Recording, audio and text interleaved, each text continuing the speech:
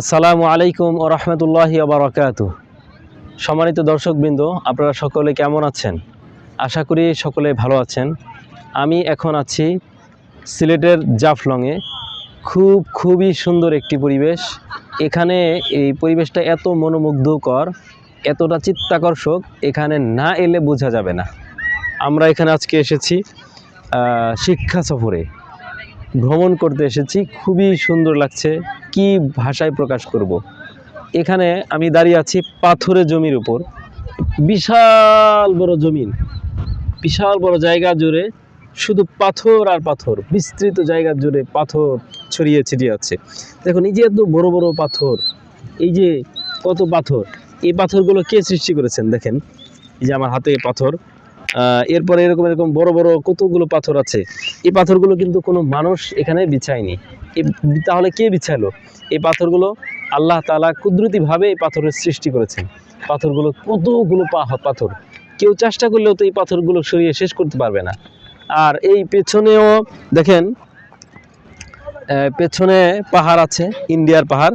এই পাহাড়গুলো বিশাল পাহাড়। এই পাহাড়গুলো কিন্তু পাথরের পাহাড়, সম্পূর্ণ পাহাড় পাথরে, এবং পাহাড়ের উপর অনেক মানুষও বাস করে। এই পাহাড় কেটে কেটে, পাথরের পাহাড়গুলো কেটে কেটে সিঁড়ি তৈরি করেছে, মানুষের বাড়ি তৈরি করেছে, বিল্ডিং নির্মাণ করেছে। ওই দিকটাতে বিল্ডিং দেখা যাচ্ছে। আপনি যদি আপনাদেরকে একটু দেখাই, ওই তো দূরে বিল্ডিং দেখা যাচ্ছে, এবং ওই যে গাড়ি চলে যাচ্ছে, একটি গাড়ি যাচ্ছে। এই পাথর কেটে রাস্তা তৈরি করেছে, পাকা রাস্তা, সেটার উপর দিয়ে গাড়ি যাচ্ছে। এরপর ওই যে একটা ঝুলন্ত ব্রিজ আছে, সেটার উপর দিয়েও গাড়ি চলে যাচ্ছে। এই পাশটা হচ্ছে ইন্ডিয়া, আর এই পাশটা হচ্ছে আমরা যে জায়গাতে আছি, এটা হচ্ছে বাংলাদেশ।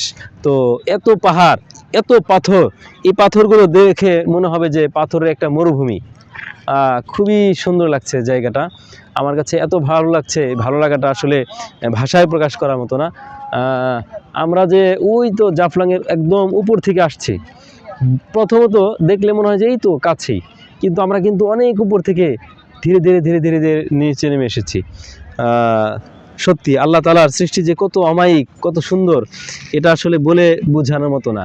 যেই মহান আল্লাহ তাআলা এত সুন্দর করে পৃথিবী সাজালেন, সুন্দর করলেন, সৃষ্টি করলেন, সেই মহান আল্লাহ তাআলা কত সুন্দর। যিনি এই বিশাল পৃথিবীকে সৃষ্টি করেছেন, তিনি কত বিশাল। তো তিনি আমাদেরকে যে জান্নাতটা দিবেন, সেই জান্নাতটা কত বিশাল হবে, সেই জান্নাতটা কত সুন্দর হবে। তো আমরা বাঙালিরা, আমরা এই মানুষরা, দুনিয়ার মানুষ, আল্লাহকে ভুলে গিয়ে আল্লাহর এই নাজ নিয়ামতকে আমরা উপভোগ করি, কিন্তু যিনি নাজ নিয়ামত দান করলেন তাকে ভুলে যাই।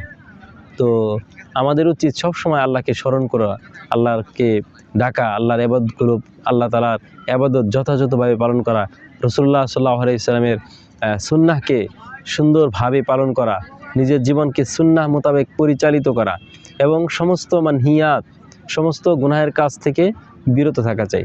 আল্লাহ তাআলা আমাদের সকলকে তৌফিক দান করুন, আমিন। আসসালামু আলাইকুম ওয়া রাহমাতুল্লাহি ওয়া বারাকাতুহু।